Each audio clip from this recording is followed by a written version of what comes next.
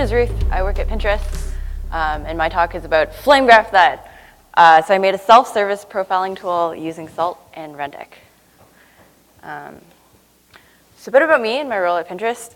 I'm on the core site reliability engineering team. So we've got 4 people on the core team, and then we have a few SREs each on a traffic team and database team.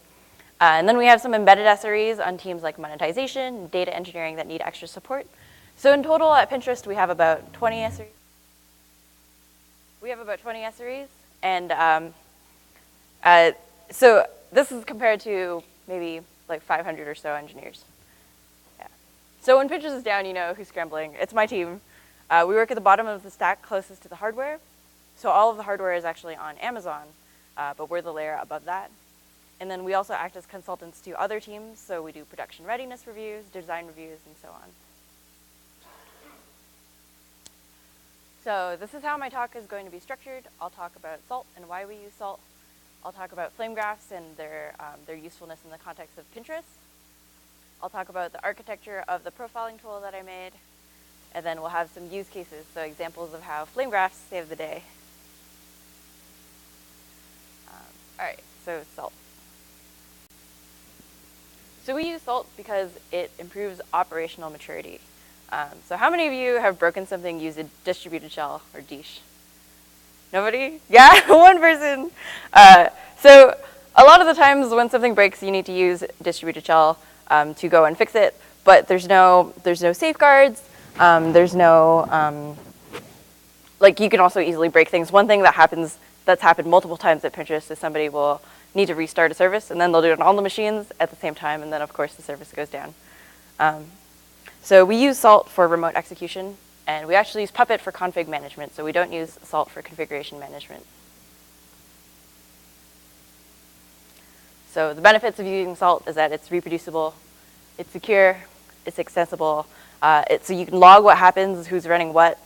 Our security team is also much happier with this because they really don't like SSH remote execution solutions.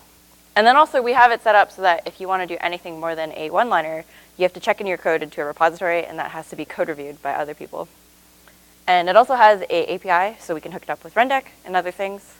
And the goal with all of this, we're not quite there yet, but the goal is to have a world where developers don't need to SSH into production machines for anything. So flame graphs. I'm going to talk about flame graphs, but first let's put it a bit in the context of Pinterest. So has anyone here used Pinterest before? A couple of people? Yeah, that's good. Are there any regular users? What do y'all pin? Nobody. So I do a lot of baking. I do a lot of sewing. I'm also a maker. I do like laser cutting and stuff like that. So I find lots of cool stuff on Pinterest that I pin and try. I actually found out, coincidentally, there's a pinners conference this weekend in Utah. So I'm going to go. It's not at all associated with Pinterest. It's just people who love Pinterest who are self-organizing. So I'm going to go incognito and see what's up. So we have over 1,000 employees at Pinterest and over 500 engineers. About 800 of us, a bit over 800 of us are in San Francisco. So that's where our headquarters are. So we've got website, we've got iOS, we've got Android, and then we have all the infrastructure supporting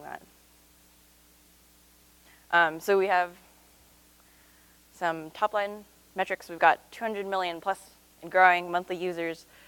We process 150 terabytes of data per day, tens of thousands of machines, and hundreds of services. So it's like, we do have one Python monolith, but there's a lot of microservices that have been peeled off and are running separate from that. So Pinterest allows you to collect ideas that inspire you, be it recipes, outfits, DIY. And you can imagine that at the scale that we have, any kind of efficiency gain that you make that saves CPU also saves hardware, which means we're saving money. And also if you can increase the speed of Pinterest, that means we get happy users and also users that can see ads faster. So there's a lot of tools for finding opportunities for efficiency gains. So tools for figuring out what's using the CPU. And then once you get data about which process is using all the CPU, you want to get more granular data. What is the CPU doing every so often? Some tools include perf and C and other things in other languages. But it's pretty hard to read and to analyze and get that granular visibility on the application itself. It's hard to figure out what you as a programmer could do that's actionable. So this is a flame graph. So the flame graph uses output from perf, and it organizes it in a visual way. So it shows the time on CPU for each function, and these are functions in your code, and it's over a sampling duration. So we generally use 15 minutes for our sampling duration at Pinterest. And then functions that are called by other functions are stacked on top. And finally, the color is just random. Doesn't mean anything. It's just so you can visually differentiate between the different boxes. So this helps you do performance profiling to find efficiency gains at the code level. Flame graphs were developed by Brendan Gregg. I think he works at Netflix right now. And they make it really easy to get a high-resolution snapshot of what's going on with the CPU usage. You can read it very easily compared to perf, this would be like pages and pages of text output in perf. And it also is in an SVG format, so you can zoom in and you can look around. The one limitation, or one of the limitations for flame graphs, is that it's based on the call stack. So if you have a function that's being called multiple times by different things, it will show up in multiple places and you won't have that aggregation. All right, so a bit about the architecture of my tool. So before this tool existed, developers used to do profiling via SSH on production machines. So this was not secure, there were no safeguards. It's also not user-friendly, and it doesn't feel good. It's very hacky. They had a doc with the instructions for how to do it, and they would be pasting the commands onto the command line, moving files around. So it was not good. We are still doing it on production machines, and so for us, the performance on the production machines is a tiny bit affected, but it's not a big deal because usually we have pretty large fleets.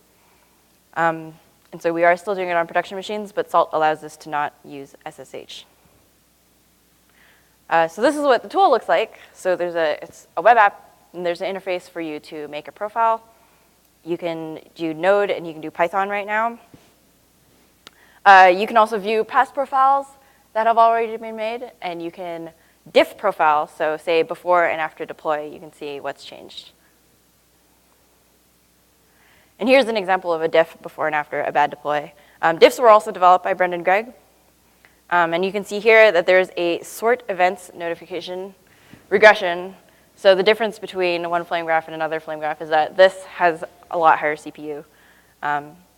So the diff is good to compare between different time points to see how your application profile is changing.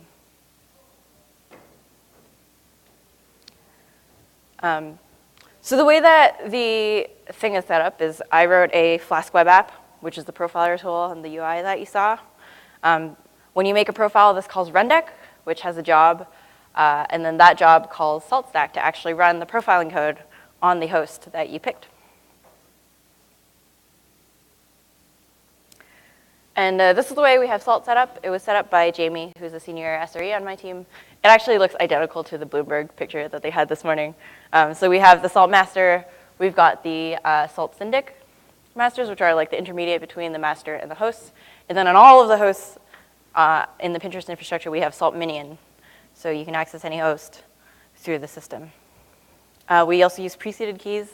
And the configuration, again, is all done by Puppet. So installing Salt Minion, the master, API, config files, that's all done by Puppet. Yeah, sorry. So the reason you installed Salt Minion was for the Flamegraph coursework, but also because you want developers to use remote execution? Yes, that's correct.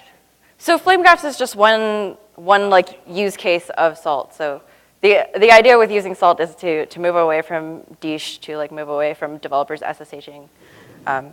Yeah, to make everything more controlled, you can only run things that have been checked into the repo with review, and so on. So that's part of a bigger movement. Did you have another question? Yeah, I was just curious why you're using Puppet for your Well, I mean, I guess we've been using Puppet for a long time, and we've only been using Salt recently. So yeah, that's the whole thing. We used to be using masterful Puppet, and we're in the middle of this like migration. We've been like in the middle of this migration forever, where we're going to masterless Puppet.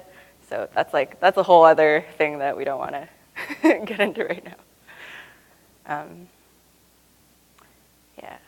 Any other questions?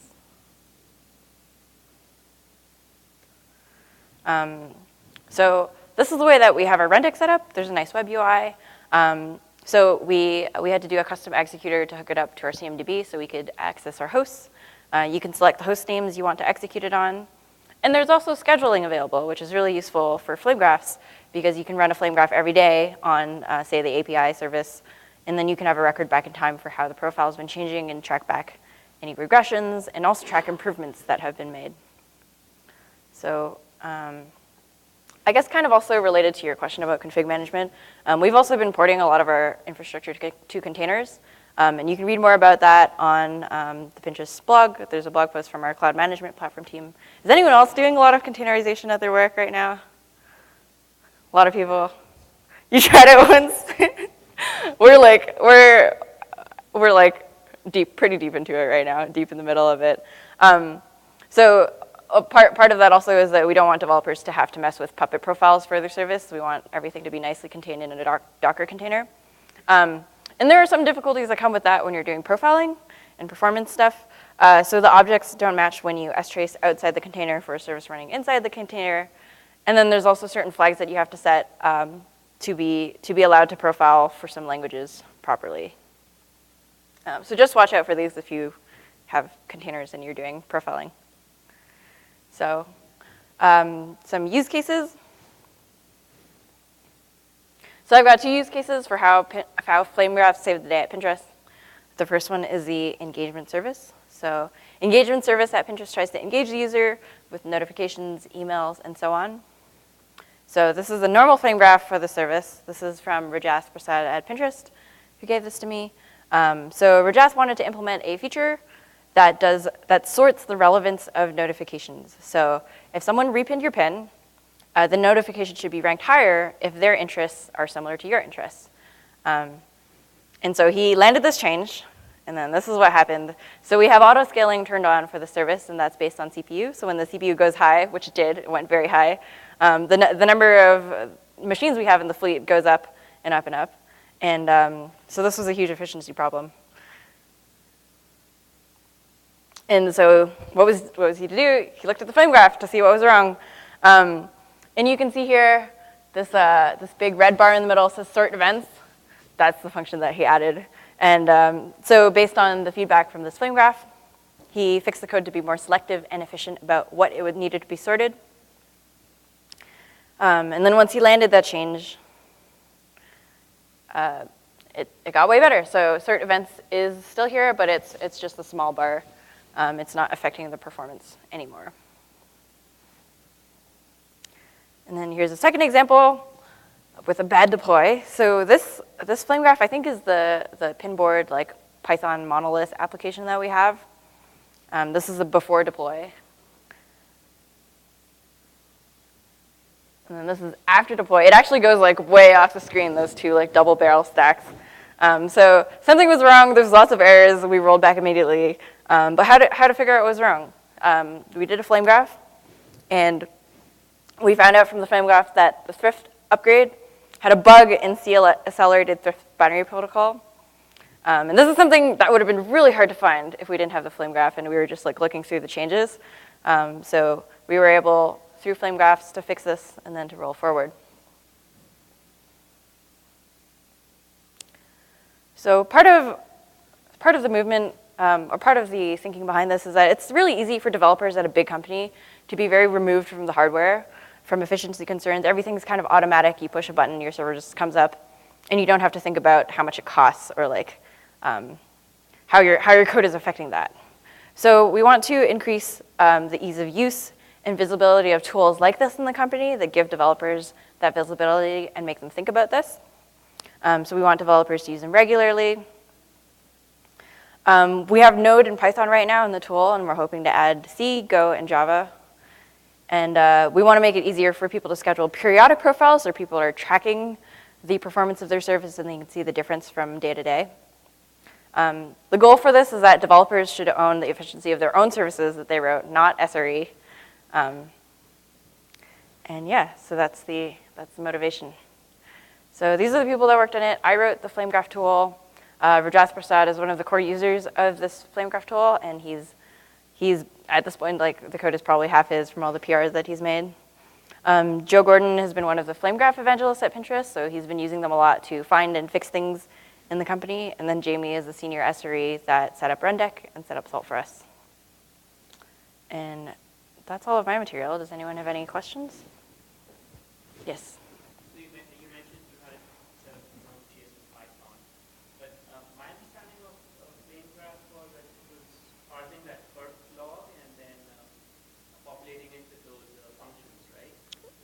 Take most amount of time. Yeah. The length of the bar is that much. So I think that works well with C, but with other languages, you need to have extra stuff to be able to identify which functions, which code functions are. Is that an extension to the Flamegraph, or how do you do that? Yeah. So you have to do something a little bit different for each language. I haven't done it yet for the other languages, so. I'm not sure what we did for Python because I didn't work on it. Joe Gordon worked on that. He might have some stuff on GitHub. And I'm sure if you search up like Flamegraph and Python, that will come up. For Node, we had to do some custom stuff with like identifying the name of the service and yeah, running the scripts. Yeah. Did you, for the client that you wrote for on Rundeck, is that available somewhere? The executor? Oh, so I think it was like already built. Like you could plug Salt into Rundeck pretty quick. There's once you have it connected, there's an option in the Rundeck workflow where you can add a Salt execution. Yeah.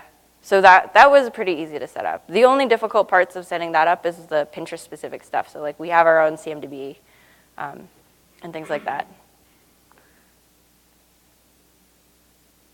Any other questions? Any questions about Pinterest? All right, so I guess that's it for me. I'll be up here if you have any questions for a bit. And thank you so much.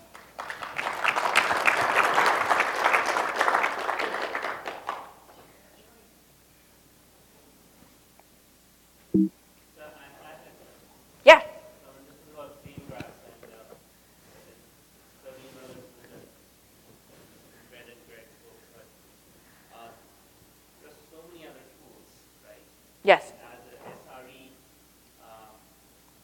what are some of the other tools, and why did you choose particularly Flamegraphs and not try to automate some of the other stuff as well? What other tools are you thinking? Like, even simple things like VMstat or the SAR, Right. all those other things, which can give you different aspects of the system. Mm-hmm. So,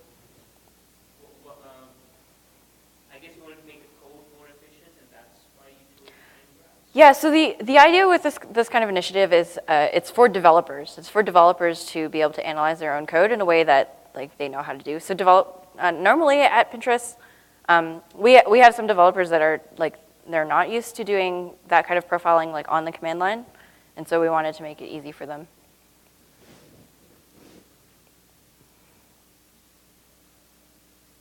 What are some other tools that you use to help your developers decide using Flamegraphs? Are there even other tools that you've used or things that have really helped them get insights into the code of production? So I guess we're like pretty early stages on this.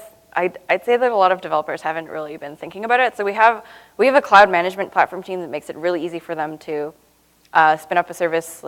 So it's like a web UI. They just press some buttons, they choose how many machines they want, and they can have it auto scale on CPU. And then they set it up once and they like don't look at it again. So this is like a movement to sort of counter that. So yeah, I mean, I guess the main thing that developers would be using to figure out what's going on with the service is stats. And these would be like application-specific metrics to see, what's the QPS and so on, cache hit ratio, things like that. Yeah. Do you have any plans of, so CPU is one aspect of it, but there's also I/O and there's also memory usage, for example, which again, developers can mess up or slip on. Yeah, yeah. What would you use that? What would be the analog Flamegraph? Right. So we have service frameworks for C, for Java, and these automatically do things like disk usage. So those stats are already like kind of automatically included if you're using the service framework. And then for application-specific stats, the developers are responsible for recording those in their application. Like GMA. Sorry? So you were saying that the application developers are responsible for the monitoring solution that you have? That's correct. So they set up which metrics they want to monitor and how they want to be alerted when something goes wrong. I just thought of something else. You may have already answered this. Are you using APM tools as well, like New Relic? No, I don't think we are. Okay, so you're saving a ton of money, and you're developing your own like Flamegraph. What do you use New Relic for? Similar thing. So if we had performance problems, we would go to New Relic, look at our application performance. I see. I think one of the challenges that we have with using outside tools is that our infrastructure is so huge that like if we're the biggest company using that tool, then it's like 100% sure that we're going to run into problems. So a lot of our stuff because of that has been like home baked. Any part of this open source or blog?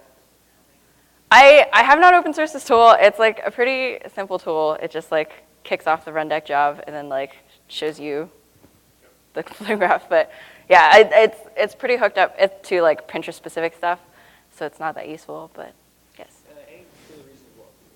Because in some ways you could have it talk to the Salt and not need Rundeck. So any particular features that Rundeck have that made it useful for building this? So if we wanted to build something simple, you'd recommend us having Rundeck be part of that. So the reason that we have Rundeck specifically is we are hoping to do runbook automation.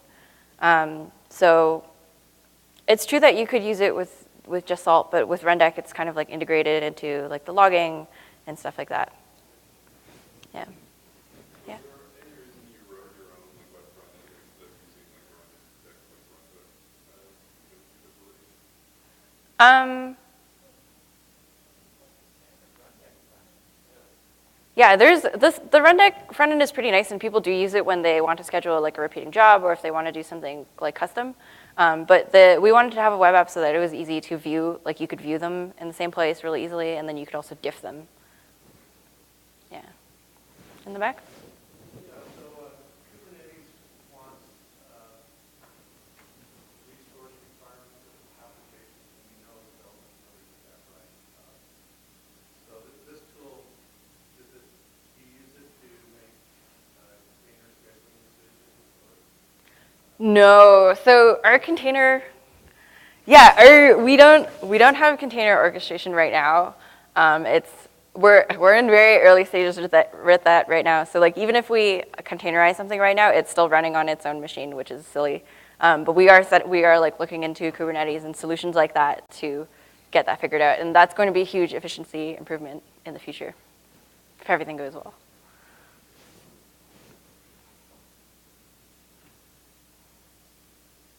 All right, if there's no other questions, you're all dismissed. And I'll hang around here for a while, so you can come up and ask me. Thank you.